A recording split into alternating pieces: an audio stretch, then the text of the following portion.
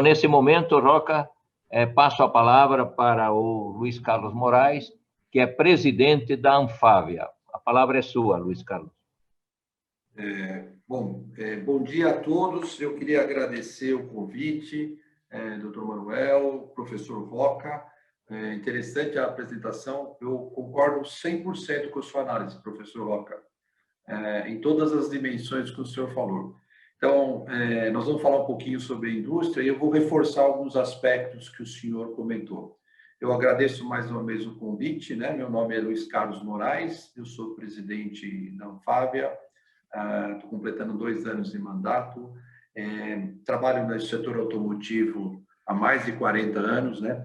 E estou no dia a dia há muito tempo, né? Vivendo esses problemas, esses desafios que o professor Roca acabou de mencionar. Mas, para começar a falar um pouquinho, eu vou pôr um vídeo para vocês verem o que a indústria automotiva está trabalhando no Brasil em termos de tecnologia.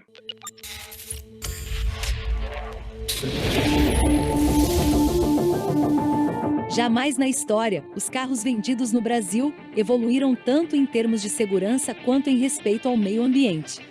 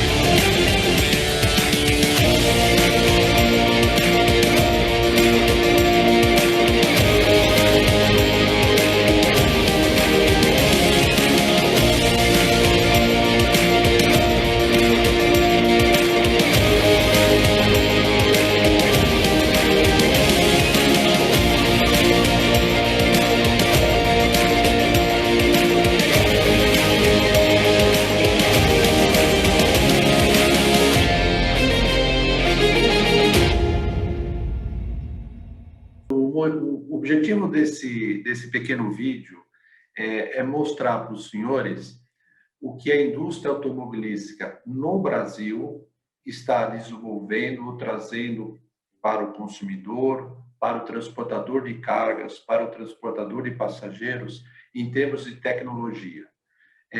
Isso é um resumo, né, de todas as marcas. O objetivo aqui não é fazer marketing, aqui é mostrar para vocês que estão nos acompanhando a quantidade de tecnologias e o que está por trás dessas tecnologias, professor Roca, é um grande investimento.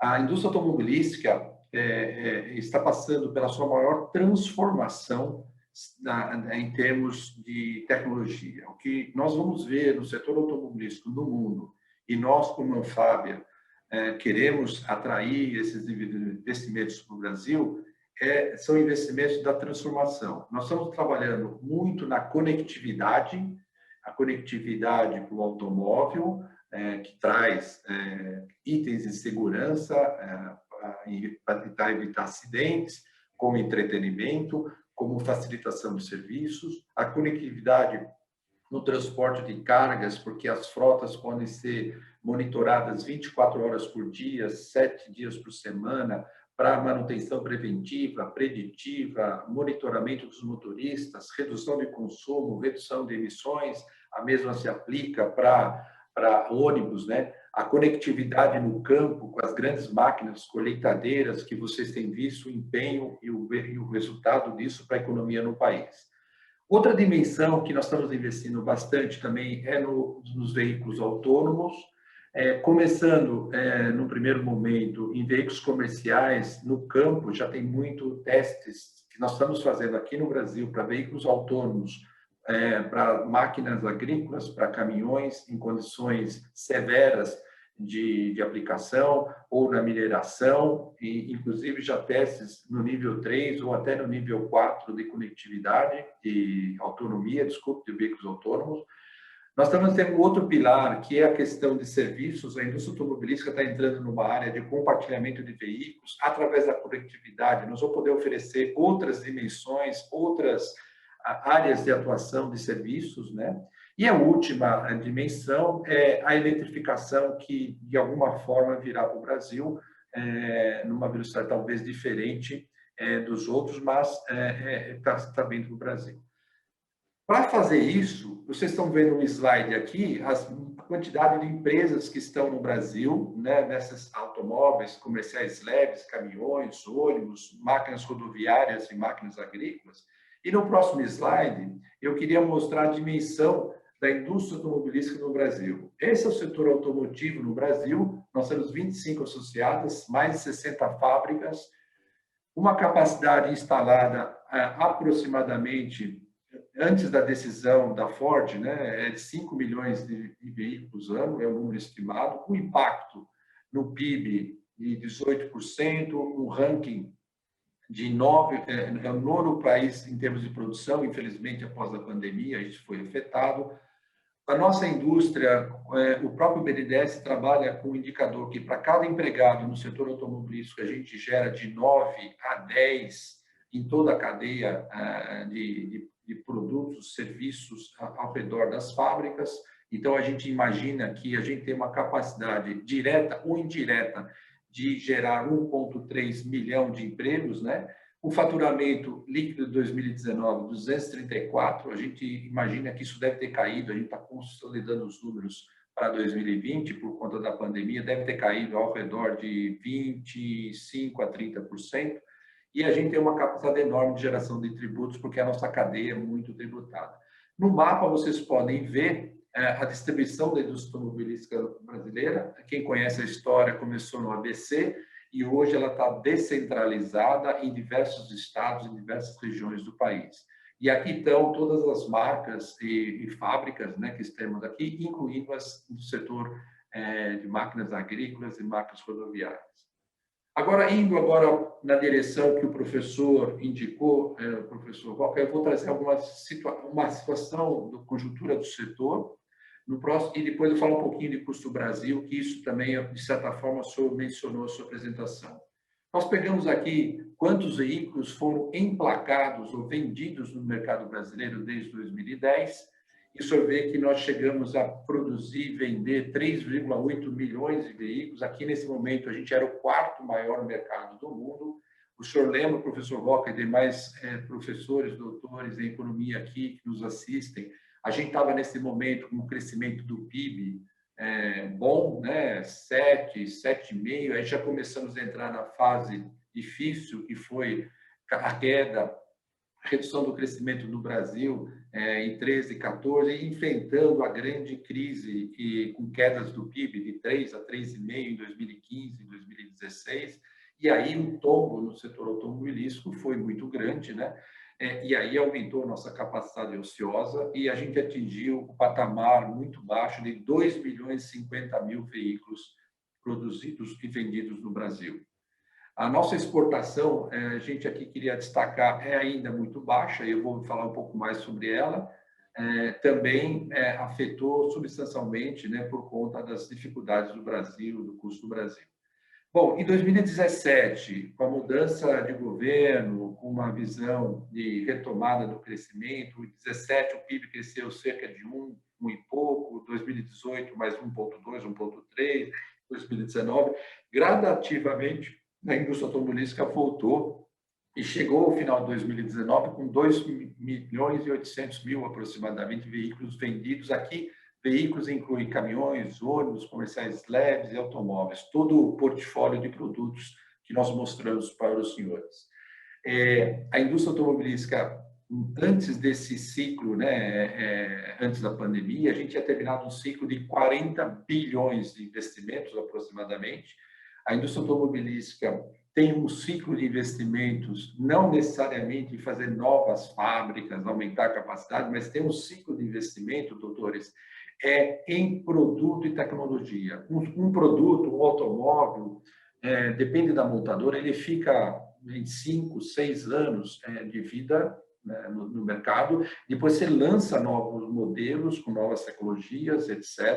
E aí você tem que fazer um investimento muito alto em desenvolvimento de fornecedores, desenvolvimento de ferramentais, pesquisa e desenvolvimento para adaptar os veículos às condições brasileiras, treinamento da mão de obra, treinamento das concessionárias para receber esse determinado produto novo e atender os clientes na ponta final. E isso gerou um investimento de 40 bilhões nos últimos anos. Essa somatória de todas as montadoras, nem todas estão no mesmo período, né? Umas são ciclos de 4 ou 5, que não coincidem uma com a outra, mas, de maneira geral, um ciclo de 40 bi. Em 2019, apesar do retorno até esse patamar de 2,8 milhões de veículos, nós ficamos cerca de 1 milhão de veículos abaixo do pico, né? Ou seja, uma recuperação importante, mas ainda muito aquém do nível que a gente gostaria, que o Brasil precisa. E por que isso? Porque o índice de motorização do Brasil é muito baixo, né? A quantidade de veículos por habitante, quando comparado com outros países, é muito baixo, né?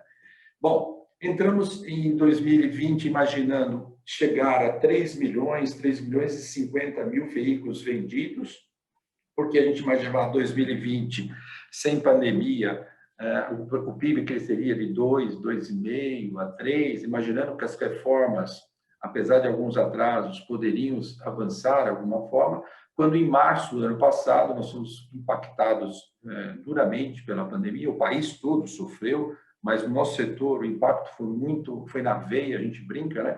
Porque fechou concessionária, fechou Detran, a gente não conseguia vender e aí a gente parou o setor automobilístico por 40, 50, dependendo da montadora, parou a produção por 60 dias. O senhor imagina 60 dias uma montadora parada na produção. O que aconteceu nesse momento foi um problema, uma pressão de capital de giro enorme, porque a gente estava trabalhando com volume para 3 milhões e 50 mil, ou até mais na produção, 3 milhões e 200 mil unidades. O fluxo de materiais, a cadeia logística da indústria automobilística é muito grande, muito longa, então a gente parou e continuou recebendo material, né, porque aquilo que foi contratado anteriormente para aquele volume antes da pandemia já estava contratado, tinha navios a caminho, então nós ficamos com uma pressão enorme. Os estoques das montadoras e produto pronto ficou enorme, o estoque de produtos prontos, matérias-primas, componentes, sistemas, também ficou muito alto, porque a gente teve que manter as nossas obrigações com os nossos fornecedores aqui e os fornecedores de fora. Nós temos um volume de importação relativamente grande, porque nós participamos da cadeia global, nós temos importações da Ásia, da Europa, dos Estados Unidos, de cada montadora, ou das suas próprias matrizes, ou de fornecedores diversos ao redor da indústria. Isso colapsou por um determinado momento. Nosso segundo trimestre, o ano passado, foi dramático. O terceiro melhorou. Aí, pegando carona no professor Roca, a injeção de recursos na economia, os abonos emergenciais, a medida provisória 936 e outras, o Pronamp, que ajudou muito as pequenas e médias empresas, aliviou a queda do PIB, como o senhor mesmo falou, estimativas falavam antes desse apoio governamental, haveria queda de 7, 8, o FMI até falava em mais, num percentual ainda maior, e a gente terminou o ano com 4,1, se não me engano, o PIB, e no nosso setor a gente também observou uma retomada no terceiro trimestre, no quarto trimestre, mas, mesmo com essa retomada no terceiro quadrimestre, nós ficamos com essa queda de 26%, que é uma queda relativamente alta, né? Bom, passamos por essa fase, sobrevivemos, nós trabalhamos muito com a cadeia. Aqui, a montadora, ela existe, mas ela não existe sem a cadeia de fornecedores. Então, a nossa comunicação com a rede de concessionários, com a cadeia de fornecedores, foi muito forte. Às vezes, a gente até trabalhou apoiando algum fornecedor financeiramente, de alguma forma, para não quebrar a cadeia, né? E terminamos o ano 2020 com 2.058.000 veículos emplacados no Brasil e está no mesmo nível de 2016, ou voltamos, né, 3 anos de novo, né? Imaginamos que esse ano, apesar das dificuldades, a gente pode ter um crescimento de 15%, mas como o professor Roca definiu muito bem, dependendo do andamento da pandemia, dependendo de como a gente vai ter o ajuste fiscal, o equilíbrio fiscal e como Brasília vai contornar essas, vamos dizer assim, crises políticas que a gente está vivenciando. Então, esse é o cenário que nós estamos trabalhando. Indo para o próximo slide, só para vocês terem uma ideia, do lado direito, quando a gente fala de veículos no Brasil, 80% são automóveis, mas nós temos segmentos importantes, caminhões, 4%, ônibus, 1%, e comerciais leves. Do lado esquerdo, a queda que eu mostrei de autoveículos de 26%, que está ali 26,2%, é o total que eu mostrei no gráfico anterior. No entanto, a queda foi completamente diferente de segmentos, pelas razões econômicas. Automóveis, uma queda maior, o consumidor também aumentou o desemprego, como o professor falou, as pessoas retraíram o investimento, guardando reservas para a situação que não sabe como seria o futuro, então talvez nem todos, mesmo aqueles que gostariam, não trocaram seus carros, e isso trouxe uma queda de quase 29% em automóveis. Em ônibus é mais dramático, porque ônibus, por conta das dificuldades da pandemia, o setor de transporte urbano foi penalizado, né? Então, o número de passageiros que são transportados diminuiu, né? Então, o setor de ônibus urbano é muito grave, ônibus para turismo, muito na mesma dimensão que a aviação, ônibus rodoviário, que é transporte entre cidades, entre estados, também diminuiu substancialmente, e isso teve impacto na renovação da frota, com uma queda de 33% no setor de ônibus. Comerciais leves e caminhões tiveram uma queda menor. Por quê? Tem razões econômicas também. O setor do agronegócio, que vocês conhecem bem, puxando a economia, ele manteve o ano passado, esse ano aparentemente vai manter uma renovação da frota e a queda foi atenuada para 11% em relação a 2019. Comerciais leves também, por causa do comércio eletrônico, todos nós estamos consumindo produtos pela internet e recebemos em nossas casas, e esses veículos que são vans, pequenos caminhões, pequenas vans também para transporte e entrega do comércio eletrônico, promoveu ou trouxe uma queda um pouco menor. Portanto, o setor automobilístico, ele observa, ele retrata os movimentos que a gente tem observado na economia. No próximo slide, por favor. Aqui é a nossa previsão, como eu falei, a gente sai de 2.058.000 na parte superior, na coluna verde, de 2.058.000 para 2.367.000, a gente tem um crescimento previsto conservador, eu sei, 15%. Nas exportações, que é o bloco, 324.000 veículos exportados. A gente está imaginando que seja possível crescer para 353. Esse número é muito baixo, isso significa um pouco mais de 10% do total. Nós defendemos que nós temos que exportar muito mais, porque uma indústria que tem uma capacidade tem que exportar mais. A gente está prejudicado nas exportações, professores que nos acompanham, muito por conta do custo Brasil, saldo credores que a gente carrega por conta do sistema tributário, resíduos tributários que dificultam a nossa exportação, custo da mão de obra, quando eu falo custo da mão de obra, eu estou falando dos encargos que penalizam a folha de pagamento da indústria de maneira geral, logística que dificulta nas exportações, e por isso que a gente está com um número bem conservador, mas a gente entende que isso deveria ser muito maior no Brasil. E na produção, um crescimento de 25% para 2.520.000, que representaria ainda 50% de capacidade ociosa, talvez um pouco menos, 60%, desculpe, 40% de capacidade ociosa, que ainda é muito pouco para o setor. Nas máquinas agrícolas, que estão na parte inferior, e máquinas rodoviárias, às vezes um pouco mais otimista, porque o setor agrícola está renovando a sua frota, safra, muitas colheitadeiras, eles estão investindo muito em máquinas modernas, com conectividade, máquinas autônomas, e que estão ajudando o setor no ambiente de máquinas.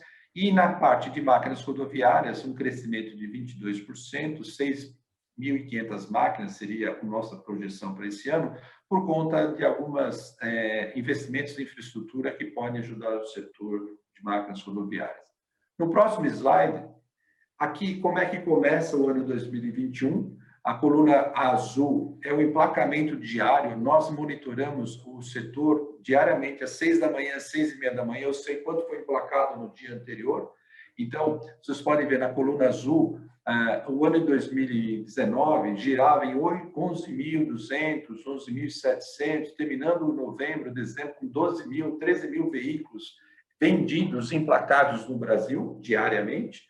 Aí, em verde, vocês olham o tombo que aconteceu em março, abril, por conta do fechamento das concessionárias, etc., o retorno gradativo, e a gente começa o ano em vermelho, já não é tão grave como foi a pandemia em abril, maio do ano passado, mas não é ainda um nível alto como foi 2019. Então, aqueles que falam que o retorno em V, eu tenho minhas dúvidas que o retorno em V ainda não, a gente não está observando. A nossa projeção, como eu mostrei no gráfico anterior, é de crescimento de 15%, e janeiro a março, ou seja, o primeiro trimestre do ano, confirmou ainda um abaixo, né, do ano anterior em 5%. Essas preocupações são as preocupações nossas, né, e estamos acompanhando o setor, porque é um setor que depende de renda, né? O nosso ticket, o carro é um valor alto, né? Comparado a outros itens de consumo. Ele depende de linhas de financiamento, ele depende da confiança do consumidor, ele depende das condições de financiamento, da taxa de juros. Então, essas coisas que a gente está monitorando no dia a dia para entender como é que vai ser esse ano. No próximo slide, eu queria também trazer para os senhores um problema que nós estamos enfrentando, que não é só o setor automotivo, mas, professor Roca, o que aconteceu no ano passado, o mundo parou por causa da pandemia. O que nós estamos vivendo, ninguém viu na história, né, econômica, não é uma crise econômica, no meu entender, é uma crise da saúde que trouxe consequências na economia. Quando os governos injetaram recursos na economia, a exemplo do Brasil, todo mundo injetou de alguma forma, usando algum mecanismo, isso trouxe uma retomada na economia mundial, global, em velocidades diferentes e com setores puxando mais que outros. Isso trouxe o que nós estamos enfrentando agora, professores, doutores, a falta de insumos. Por isso que o senhor deve ter visto muitas matérias que montadoras podem ter paradas porque está faltando isso, faltando aquilo, faltando aço, faltando embalagem, etc. E um item que está chamando muita atenção, vocês devem ouvir bastante, é a falta de semicondutores. Esses carros que nós mostramos nos vídeos, que são as novas tecnologias, que nós temos já disponibilidade para poder comprar aqui no Brasil, são carros muito mais sofisticados que os anteriores, com muito mais componentes eletrônicos, tanto para a segurança do veículo, para novos limites de emissão, para entretenimento, etc., e usam muitos semicondutores, chips, né? Ou seja, o carro não é mais uma coisa mecânica só, ele eu brinco, é um celular com 4 rodas, né? Ou seja, com muitos mecanismos para poder oferecer para o transportador de cargas, ou transportador de pessoas, ou vocês, nós como consumidores, várias vantagens. Mas eles usam 300, 400, 500 tipos diferentes de semicondutores. E esses semicondutores, no mundo, estão concentrados na Ásia, e eles tiveram um deslocamento da produção deles para outros produtos durante a pandemia, porque a economia mundial começou a comprar mais jogos eletrônicos, mais TVs, mais coisas para suas casas, etc. Quando a indústria automobilística voltou, parte da capacidade de produção estava tomada e agora existe um problema de oferta de chips, os semicondutores no mundo, né? E isso pode demorar alguns meses para acontecer e foi agravado recentemente por um incêndio numa fábrica no Japão de uma empresa que tem 30% do volume de semicondutores da indústria automobilística mundial. Então, vocês vão observar algumas paradas aí, etc. A gente tem observado também a logística global teve uma disrupção, então tem atrasos em navios, frete marítimo subindo. A gente também tem falta de containers. Eu até ouvi uma expressão de um especialista em logística, falou: o navio está num lugar e o container está no outro. Ou seja, desorganizou o sistema de logística no mundo. As montadoras têm trazido também muitas peças por frete aéreo. Frete aéreo é uma opção, mas é muito mais caro, com certeza. A disponibilidade de voos diminuiu no mundo por conta da pandemia, então tem menos porão de avião para transportar, o preço do frete aéreo também subiu lá em cima, e, obviamente, como vocês têm acompanhado, lockdowns, cidades fechando aqui, fechando ali, inclusive afetando a produção, não só a venda de veículos, né?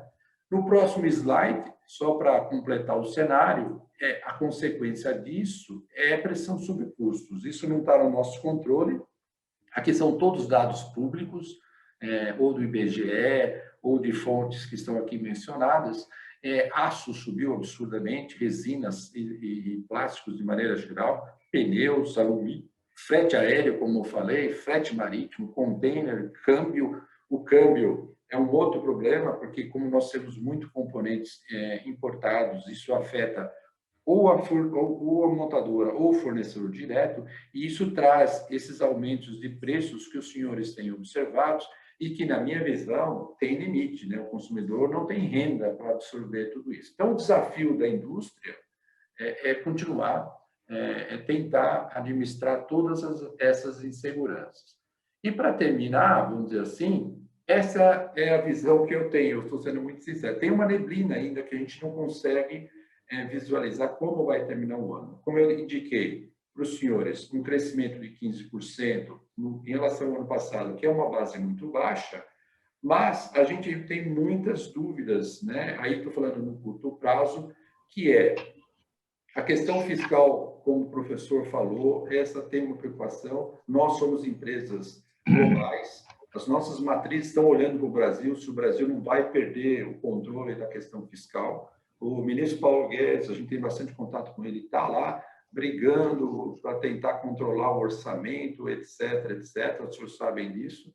É um desafio, né? Essa inflação que era temporária, como não é tão temporária assim, a gente tem observado, como o professor indicou, o IPCA pode chegar a 5%, o IGPM, que é mais próximo do nosso dia a dia, bateu 33%, se não me engano, 31% acumulado até março, de 12 meses. Isso significa o aço, o plástico, esses outros itens, né? Isso, o Banco Central, corretamente, tem que ajustar a taxa de juros, já aumentou para 2,75%, talvez já se fala 5, 6 no final do ano. O nível de desemprego, o nível de quantidade de pessoas desocupadas, subutilizadas, nos preocupam, além do endividamento, né, como o professor falou, podendo chegar a 90% do PIB, a dívida pública quanto o PIB, e toda essa insegurança, essa instabilidade está sendo refletida na volatilidade do câmbio, né? O câmbio está mais alto do que deveria estar, na minha visão, e alguns economistas, o Marcos Lisboa, inclusive, comentou essa semana no jornal, a exportação feita pelo setor agronegócio deveria ter trazido o dólar para 4,60, 4,70 e para 5,60 na média. O que significa isso? É a volatilidade pela certa insegurança dos investidores, como é que o Brasil vai lidar com tudo isso num momento de pandemia, num momento de descontrole da saúde pública de maneira geral. Eu concordo plenamente com o professor Dr. Roca, a saída para o crescimento. Acho que não é via consumo, eu acho que o consumo ele vai ser gerado a partir da retomada da economia no país. Talvez uma parte da poupança privada possa ser destinada para o consumo, mas o grande crescimento do país virá pelo investimento em infraestrutura. Eu concordo com o professor, a gente tem gaps enormes na infraestrutura. Se a gente tiver um ambiente regulatório, segurança jurídica, a gente tem condição de trazer grandes investimentos para o país. Esses investimentos vão gerar renda, vão gerar emprego e vai ajudar toda a economia. E eu sempre trago essa discussão, né? A gente continua com as carcaças do custo Brasil, né? A insegurança jurídica, a carga tributária é inaceitável. O consumidor de automóvel no Brasil paga 46% de imposto, a mais de 50%, dependendo do modelo, dependendo da motorização, quando em qualquer país do mundo isso é em torno de 20% no máximo, né? Então, a carga tributária que o consumidor está pagando para sustentar esse Estado pesado, né? A reforma administrativa tem que vir, e investimentos na infraestrutura, ajustes ainda na questão trabalhista, porque isso é fundamental para a retomada do país. Eu acho que é por aqui que eu termino, reconhecendo as ponderações do professor e apoiando as recomendações do professor, ou seja, a infraestrutura pode ser o caminho mais rápido e com grandes impactos para a sociedade, na melhoria e na redução do custo do Brasil, com certeza, mas também na geração de emprego e renda no país. Bom, obrigado e estou à disposição. Luiz Carlos, muito obrigado. Excelente palestra você nos proporcionou, e nós aqui da Ordem dos Economistas do Brasil estamos muito contentes, com muita alegria de você ter participado deste debate fantástico, maravilhoso que nós estamos tendo, você junto com o nosso querido professor Carlos Antônio Roca. Eu tenho algumas perguntas e eu não sei por que eu não estou aparecendo aqui no vídeo. Você está no vídeo, meu. Continuo? Continua. O professor Roca que não está, ele poderia aparecer também. É que eu não estou me vendo. Mas eu tenho aqui no pessoal está participando ativamente, o que nos deixa extremamente satisfeitos. E temos, eu vou fazer uma seleção de perguntas aqui. A primeira é o Fauzi, que diz que é uma alegria muito grande ver professores e o Luiz Carlos da Anfávia estarem participando deste evento. O Fauzi Roca, ele coloca que andou copiando os slides, tirando fotos, mas que perdeu alguns deles, se o material poderia ser disponibilizado depois pela Ordem dos Economistas. Daqui a pouquinho você fala. A conselheira Neuza Bastos, do CRA de São Paulo, e manda através, diz que o Marcos Esmetana Lopes, ex-Mercedes-Benz, Luiz Carlos, te manda um forte e saudoso abraço.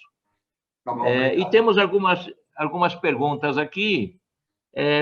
A primeira eu vou colocar do nosso querido professor Marco Antônio Sandoval de Vasconcelos. Ela é dirigida ao professor Roca. A pergunta é, Roca, as previsões do Fundo Monetário Internacional, recém-divulgadas, dizem que em 2021 o crescimento previsto para a economia brasileira está em 3,7%. Em 2022, esse crescimento seria de 2,6%. E ele pergunta, por que o Fundo Monetário está mais otimista sobre a economia brasileira do que a mediana das informações do relatório Focus? Você vê alguma explicação para isso, Roca? Veja, as projeções do Fundo Monetário, eles fazem isso aí para dezenas de países, estão a grande distância, entendam? Esse relatório certamente deve ter sido feito há algum tempo atrás. Incidentalmente, a primeira projeção do Fundo Monetário do Banco Mundial para o PIB do Brasil em 2020 era de queda de 6%, 7%, 8%. Então, não creio que... basicamente, eu acho uma certa distância da nossa realidade e talvez não tenha uma noção muito clara dos problemas que nós estamos enfrentando e principalmente da incerteza do nosso processo de luta, digamos assim, contra a pandemia e todo o retardo do processo de vacinação que nós estamos tendo. Né? Então, eu acho que, sabe, o Marco Antônio, você sabe tão bem, ou melhor do que eu, futuro. O futuro ninguém sabe, ok? Essa expectativa, através da modelagem e tal, o que nós conseguimos capturar no Focus é realmente a mediana das expectativas de uma coisa como uma centena de entidades, consultorias, assim por diante. Então, na minha percepção, eu teria mais confiança na projeção do Focus do que do Fundo Monetário. Perfeito. Luiz Carlos e Roca, a Tereza Ana Buneta faz uma pergunta a vocês dois, que está relacionada com a questão da desindustrialização da economia brasileira. E ela gostaria que vocês listassem quais são as principais causas para esse processo que vem ocorrendo ao longo dessas últimas décadas da indústria, no caso brasileiro. Pode escolher, Luiz Carlos, pode ser você o primeiro. O professor pode me corrigir ou complementar. No mundo geral, a participação dos serviços vai crescendo proporcionalmente, né, em relação à indústria. Então, em qualquer outro lugar do mundo, a indústria tem diminuído a sua participação, mas no Brasil isso é mais acentuado, né? Infelizmente, o produzir no Brasil precisa ser heróico, tá? A gente está aí na indústria automobilística há muito tempo, né? A gente tem fábricas, eu vou dar o exemplo da indústria automobilística, a gente tem fábricas tão modernas quanto as das nossas matrizes. Eu sempre falo que dentro dos portões a gente tem indústria 4.0, trabalhando com Big Data, trabalhando com profissionais de chão de fábrica qualificadíssimos, alguns, inclusive, treinados fora do Brasil. Várias montadoras mandam o pessoal de chão de fábrica para ser treinado lá fora. Então, quando a gente sai do portão para fora, começa a nossa desgraça, né? Eu vou dar um exemplo básico, mas é bem simples e dá para dizer por que o custo é maior. Você tem uma matéria-prima, um item relevante de alto custo, você tem que ter veículo atrás monitorando a carreta que está transportando, né? Ou seja, tem que ter segurança armada para transportar bens de produção. Então, isso aí no final do dia é custo. não tem como, é custo adicional, ou seja, começa no transporte de mercadorias, começa na questão da tributária. Tributária, só para dar uma dimensão, a indústria automobilística carrega, o ano passado fizemos um levantamento, e não deve ter mudado muito, saldo credor de 25 bilhões de reais, eu vou repetir, 25 bilhões de reais, porque a gente exportou, gerou saldo credor e os estados não nos devolvem, e a gente tem um custo de carregamento, ou seja, a gente está financiando o estado sem ter prazo para receber, sem ter remuneração por isso, e eu tenho do outro lado, como montadora, fazer um investimento em novas tecnologias, na transformação. Então, exemplo do sistema tributário nacional. O número de debates jurídicos e litigação, né, conflitos jurídicos, interpretações diferentes, é absurdo, e tudo isso vai destruindo, vai diminuindo o tamanho da indústria, né? A gente tem vários problemas, né? A gente tem ainda monopólios em algumas áreas, Braskem, plástico, né? Petróleo, a questão do diesel é um outro tema. Enfim, nós temos um sistema, eu uso a expressão, o sistema tributário no Brasil, que é um sistema que destrói empregos, né? Destrói empregos, né? A Receita Federal fica sentada lá, não flexibiliza nada, porque ela está afim de coletar dinheiro, é a função dela. Por outro lado, cada dia ela vai coletar menos dinheiro, ela vai ficar sentada sobre um montante muito menor e o Brasil vai perder. O Brasil é um país que tributa produto industrializado. O IPI tributa produto industrializado. Então, nós consumidores, quando vamos comprar um carro, pagamos 46%, 52%, 58% de imposto.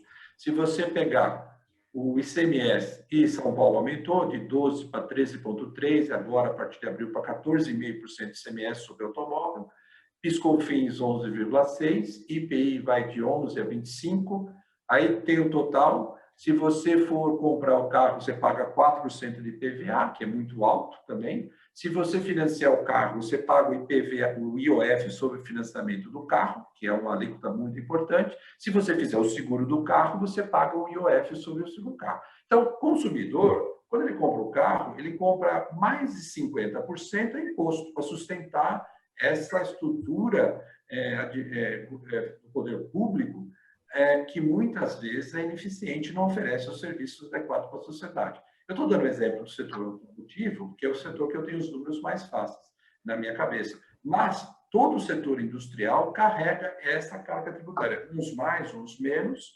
enquanto os serviços têm uma alíquota menor e o setor agrícola não tem nada. Então, a reforma tributária vai ser o grande debate que é, na nossa visão, tentar equilibrar com o IVA, como é adotado no país, no mundo, mas equilibrado, que todos paguem, né? Não só o setor industrial, não só o setor automobilístico, todos pagam. Então, esses são alguns exemplos que promovem a desindustrialização, e eu falo para os senhores o seguinte: a indústria automobilística mundial vendeu 91 milhões de veículos em 2019, antes da pandemia. Depois da pandemia, afetou não só o Brasil, afetou todos os países, e a indústria vendeu só 76 milhões de veículos e aumentou a ociosidade global, ou seja, tem ociosidade em diversas plantas ao redor do mundo, nas matrizes, na Ásia, na Europa, nos Estados Unidos. Se tiver um novo investimento, e nós temos ciclos de investimento, qual o país que vai ser escolhido para novo ciclo de investimento? Não é o país que tem o maior custo, que tem a insegurança jurídica, que tem um sistema tributário como esse, que gera saldo credor, que gera resíduos. Então, o que eu tenho brigado no bom sentido é alertar a importância das reformas. As reformas são fundamentais. A reforma administrativa para diminuir o tamanho do Estado, a reforma tributária para trazer uma certa lógica para a tributação. Eu não estou falando de incentivo fiscal, não. Eu estou falando de um sistema tributário mais justo, mais equilibrado, que não derrube a indústria, ainda mais a indústria, né? Essa é a minha visão. Se não, professores, nós vamos ficar exportando, professor Roca, não sei se o senhor concorda comigo, nós vamos continuar exportando soja, milho, minério de ferro e petróleo. Essa é a minha visão. Obrigado, Luiz Carlos. Professor Roca, tem algo a acrescentar? Bom, eu acho que o Luiz Carlos deu um panorama extremamente, não só nessa resposta, mas também na sua apresentação, deu um panorama extremamente realista do desafio enfrentado pelas empresas do Brasil, uma enorme instabilidade macroeconômica, mas uma variação dramática de produção nesses últimos anos, é uma coisa terrível. Você teve o impacto na cadeia de oferta recente, por exemplo, é um negócio extraordinário, né? Não só em termos de suprimento, mas em termos de preços, um desafio fantástico. A questão da desindustrialização, que tem sido discutida, tem algumas dezenas de trabalhos sobre isso. Talvez eu gostaria de mencionar só 2 ou 3 pontos. Um ponto que não pode deixar de lado é a valorização cambial. Nós temos um problema de valorização cambial já há muito tempo. No CEMEC, nós fizemos um trabalho comparando o custo da mão de obra com a questão do câmbio, e realmente foi um impacto terrível exatamente sobre a indústria. E coincide com a indústria que, em função da questão do sistema tributário, a indústria tem a maior carga tributária comparativamente aos demais setores da economia, serviços e assim por diante. E com aquele detalhe que o Luiz Carlos lembrou muito bem. Quando chega na hora de exportar, que, em princípio, ela não deveria exportar impostos, portanto, devia ser que o crédito fica acumulado. Eu me lembro de uma entrevista, acho que de um presidente da GM, há um tempo atrás, que disse que estava um crédito acumulado de 15 bilhões e que não conseguia reverter. Ou seja, além de todas as outras questões domésticas, você tem a questão da carga tributária sobre exportações, o que é um absurdo.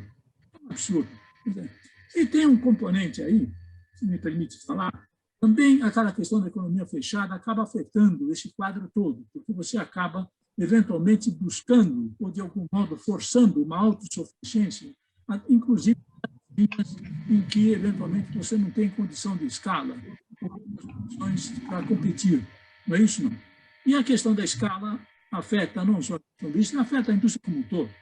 É só verificar qual é o tamanho do mercado doméstico em relação ao mercado mundial, e você verifica a vantagem que foi adquirida por algumas economias um processo de abertura, em que você tem ganho de escala extraordinário. E, lógico, a indústria automobilística nacional tem vários produtores, como o Luiz Carlos chamou a atenção, teria muita condição competitiva até do ponto de vista tecnológico, mas realmente um aumento de escala com exportações ajudaria extraordinariamente, porque são indústrias capital-intensivas, a economia de escala é muito importante.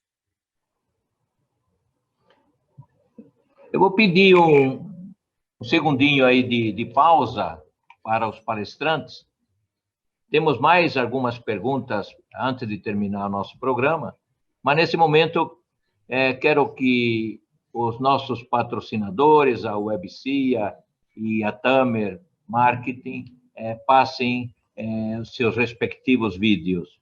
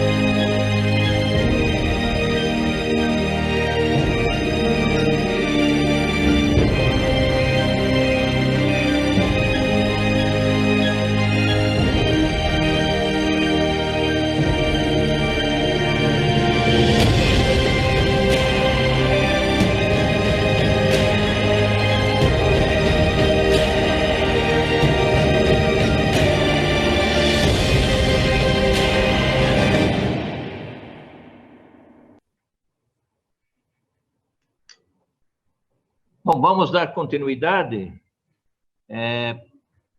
fazendo algumas perguntas adicionais. Mas, Luiz Carlos e Roca, o Joaquim Carlos Monteiro de Carvalho, do Conselho Regional de Contabilidade, dá os parabéns a vocês dois pelas excelentes palestras que vocês nos propiciaram. Roca, o Carlos, e parabeniza tanto você quanto o Luiz Carlos, e ele diz, olha, eu entendi bem o que o professor Roca está falando sobre o aumento da poupança do setor público e do investimento por parte do setor público. Essa poupança do setor público e investimento foi muito grande, diz ele, mas antes da Constituição de 88. Ele pondera que a Constituição de 88 criou muitas obrigações sociais para o Estado e, por causa disso, o Estado não tem condições de criar a poupança necessária para gerar os investimentos públicos. Tanto você quanto o Luiz Carlos estão prontos para responder essa questão. Olha, eu acho o seguinte, é claro, se você estudar as finanças públicas no Brasil, é praticamente o antes e depois de 88. Né? Isso acaba envolvendo principalmente as questões relacionadas à Previdência e ao setor público. Mas, independente disso, o que se pode verificar é que, ao longo dos anos, você teve uma série de ações, nos vários níveis, federal, estadual e municipal, de reajustes no funcionalismo, muito acima da inflação e muito acima do setor privado. Eu tenho tratados recentes do Banco Mundial, você tem várias carreiras aí que estão já no nível de dobro. É o dobro em relação ao mercado privado. Então, houve um aumento extraordinário, várias condições de perenização, às vezes, de gratificações temporárias, né? Todo o processo de projeção automática, programação de projeção automática, progressão automática de anuênios, quinquênios, enfim, uma série de coisas que aumentou significativamente. E do lado da Previdência, nós sabemos que o que acabou havendo uma defasagem extraordinária no tempo de aposentadoria e a própria expectativa de vida do brasileiro. Nós fizemos recentemente uma reforma da Previdência que, de algum modo, limitou esse crescimento, mas esse crescimento tem sido rigorosamente explosivo.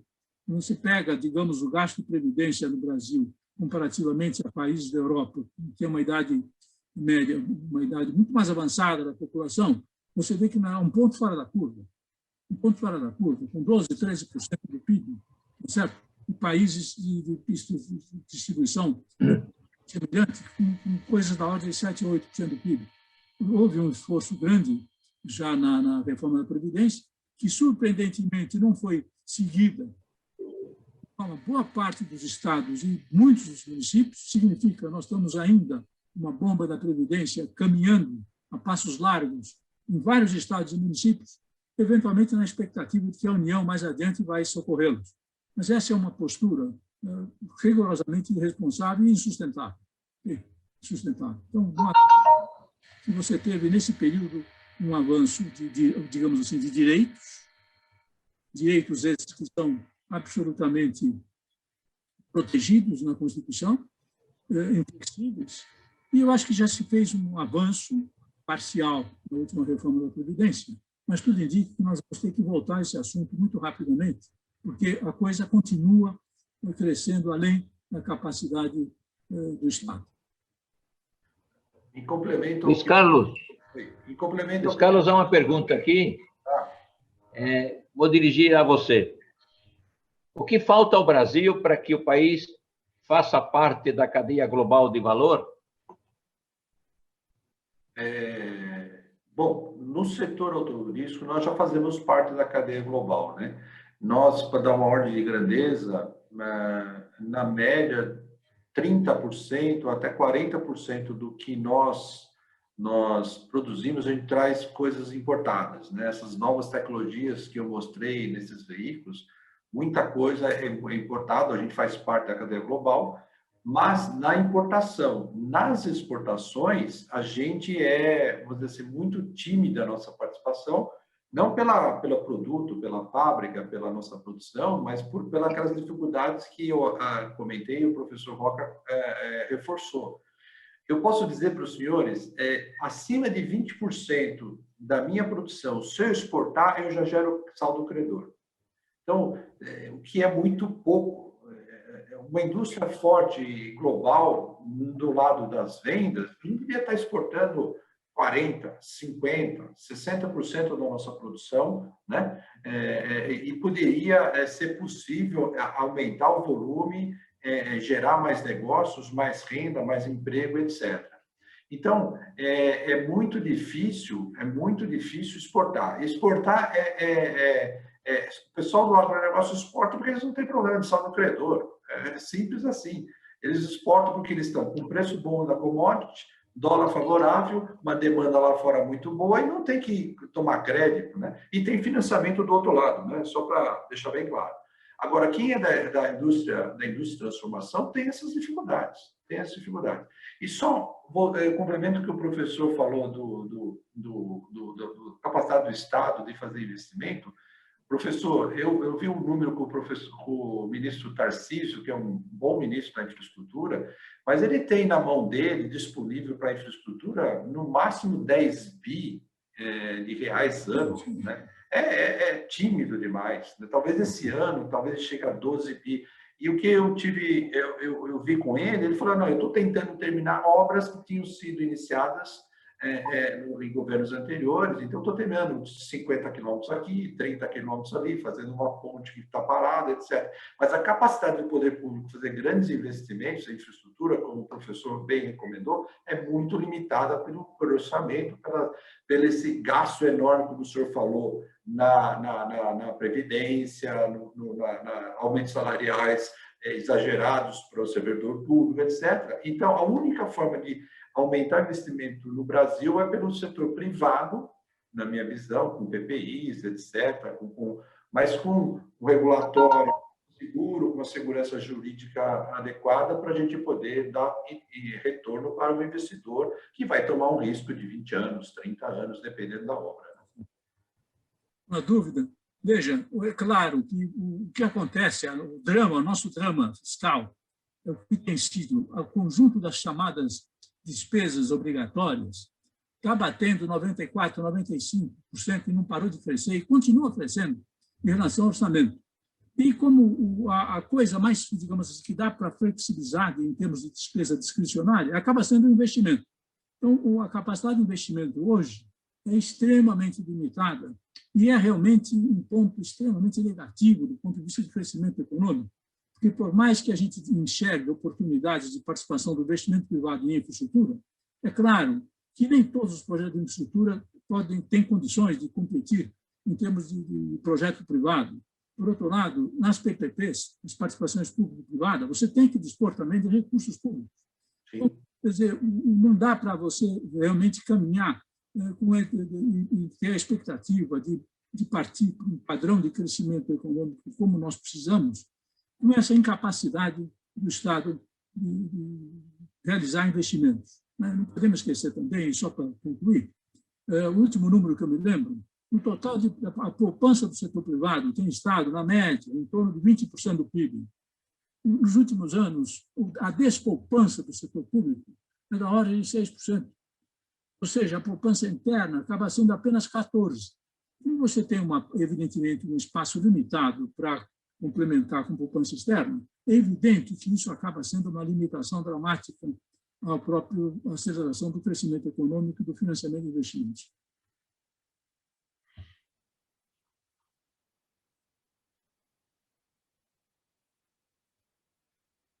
Está sem som, Manolo, está sem som.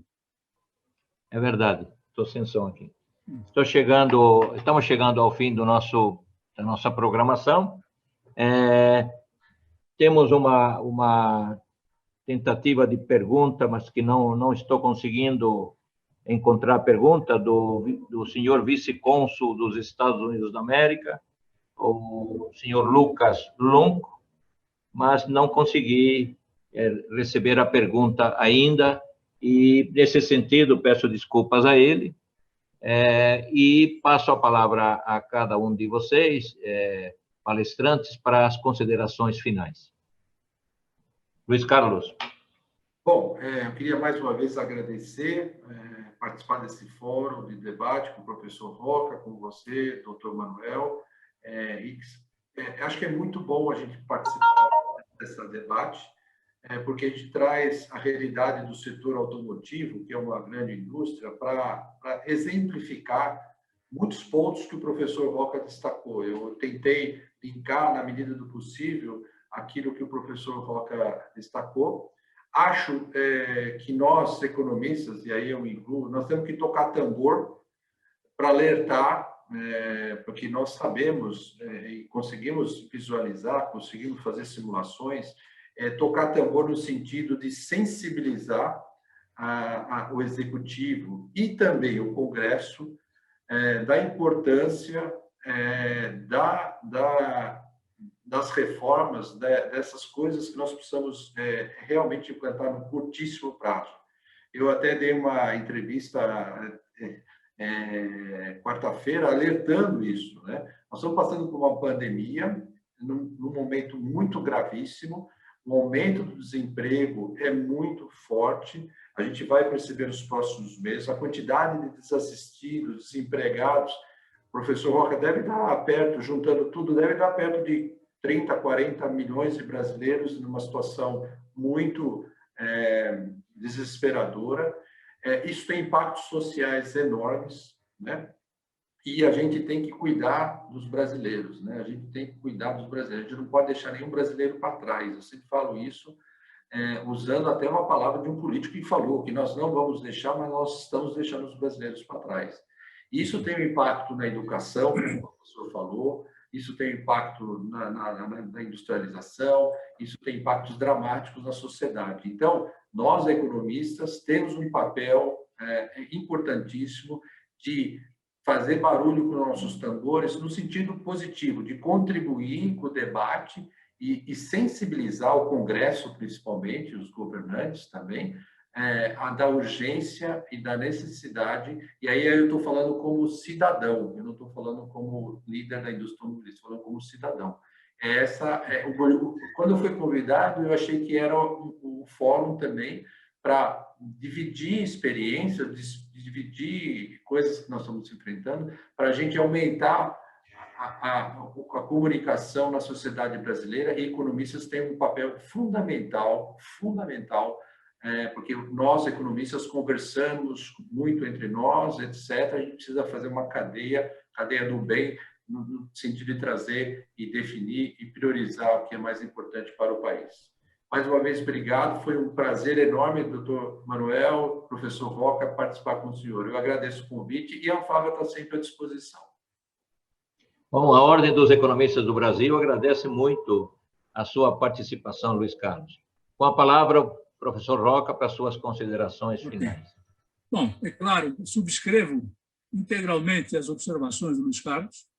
Eu acho que realmente mencionou algumas coisas que são muito fundamentais. Primeiro, precisamos ter consciência plena da verdadeira tragédia humana e social que nós estamos vivenciando. E não é só a questão da pandemia propriamente dita, mas são os efeitos colaterais. São milhões de brasileiros em situações de extrema dificuldade. Isso exige o quê?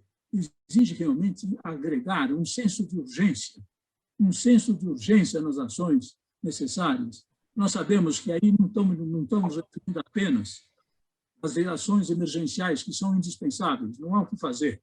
Temos que fazer essas ações emergenciais. O senso de urgência precisa ser remetido para uma constatação mais ou menos óbvia. Ou nós retomamos um crescimento acelerado para gerar os recursos, inclusive, necessários para você criar as condições de serviços públicos indispensáveis, de saúde, de progressão para essa massa de pessoas. Certo? Então, temos que acelerar o crescimento econômico. É evidente que eu acho que existe hoje, do ponto de vista entre os economistas, uma proporção enorme de consensos, digamos assim, em relação ao que deve ser feito. Mas, no fundo, veja, nós só fazemos propostas, fazemos contas, fazemos simulações, fazemos teorias, ok? Mas quem reside, a decisão, como eu te chamei a atenção, é de natureza política. Agora, a natureza política significa, entre outras coisas, um grande esforço de negociação de interesses de vários grupos, mais ou menos, digamos, relevantes do ponto de vista nacional, mas que têm representação política, e o que é absolutamente indispensável é que haja esse tipo de participação mais intensa dos vários segmentos sociais, de tal modo que se possa priorizar aquilo que precisa ser prioritário. Quer dizer, nós precisamos realmente melhorar as condições de vida da população brasileira, a questão da educação das crianças, que é o futuro desse país, que, infelizmente, nós temos um desempenho muito abaixo da média, muito abaixo do necessário, um grande esforço deveria ser desenvolvido por aí, ok, não? De tal modo que a gente possa criar as bases de aceleração do crescimento. E, mais uma vez, senso de urgência e visão de longo prazo. Professor Roca, muito obrigado também por sua participação. Agradeço muito aos nossos patrocinadores, a WebCIA e a Tamer Comunicação. É graças à WebCIA e à Tamer Comunicação que nós estamos podendo realizar este ciclo de debates, que continuará até o final do ano, sempre via de regra na primeira sexta-feira do mês, mantendo aquele mesmo calendário que nós tínhamos no Terraço Itália. A próxima palestra, os próximos palestrantes estarão conosco no dia 7 de maio, e espero contar com todos vocês que estão junto conosco neste debate da economia brasileira e da economia internacional.